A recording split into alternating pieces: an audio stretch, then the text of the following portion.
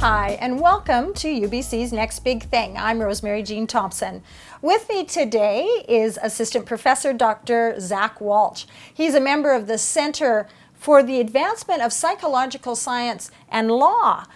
Welcome. Well, thanks for having me. We're going to talk a little bit today about marijuana and its uses, both recreational, medical, and how it fits into your research and your studies. Yeah, I'd love to. We have a couple of different studies going on right now. We're looking at therapeutic use of cannabis, and that's working with folks at the dispensaries here in town. And we're also looking at recreational and potentially problematic use among students on campus here at UBC. So why did you decide to focus on this research?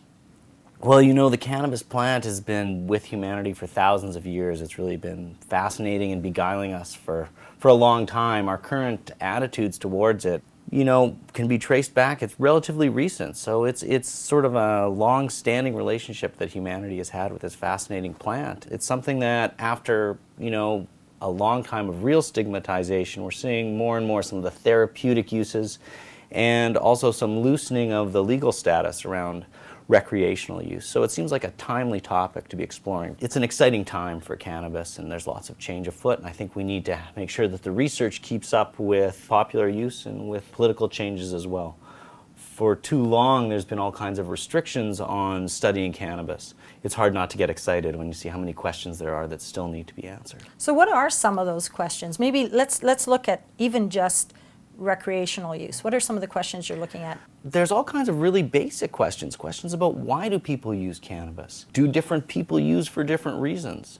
What are some of the problems associated with cannabis use, the potential problems? Obviously, there's legal problems. So when we have strict laws against using cannabis, it's not hard to see the problem with it, because if you use it, you could go to jail. But as we start to loosen those restrictions, what is it that we have to worry about? And how can we help people if there are problems that they might encounter? Also, maybe what is it good for? More and more we're seeing evidence that of substitution effects, where perhaps using cannabis, people cut down on alcohol. What does that mean? Mm-hmm. Is that better? Is that worse? I think all those questions are up in the air now as attitudes towards cannabis are shifting, particularly here in BC.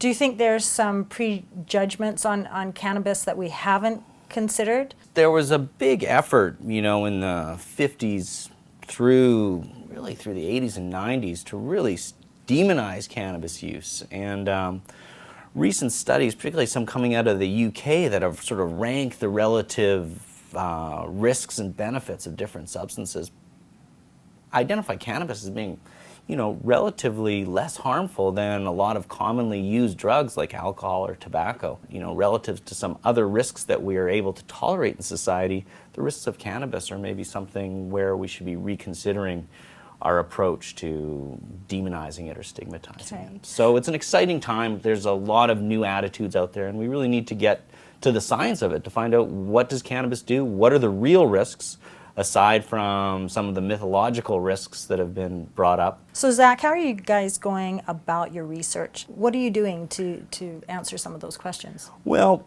on the recreational side, we're working with undergrads here and looking at various levels of cannabis use among students here.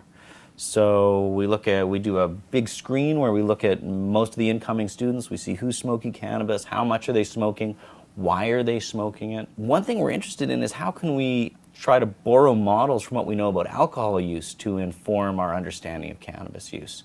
So we know that if people drink to cope with negative feelings, to sort of escape from some problems that they might be going through, that's dangerous. Do we have the same concerns about using cannabis to cope? Mm-hmm. How does cannabis work together with alcohol? Does it increase some of the dangerous behaviors that we see with students and alcohol? One thing I'm interested in hoping to do is to follow up students over the course of their university careers and see if the ones that are smoking cannabis when they come to university do actually have different outcomes than the ones that don't. It seems like a basic question, but it's one that hasn't been answered yet. So we don't know what the natural history of cannabis use in young adulthood really is.